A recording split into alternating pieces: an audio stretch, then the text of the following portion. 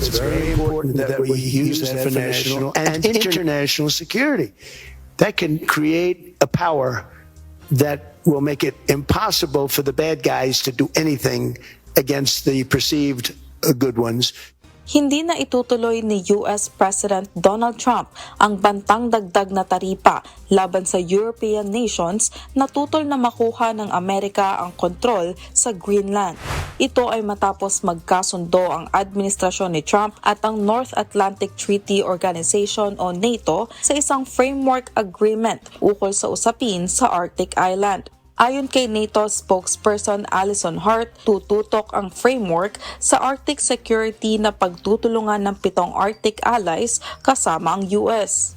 Tinanggap naman ni Danish Foreign Minister Lars Løkke Rasmussen ang pahayag ni Trump. Hinikayat din niya ang lahat na itulak ang negosasyon ukol sa security concerns ng US sa Arctic habang nirerespeto ang soberenya ng Denmark at Greenland.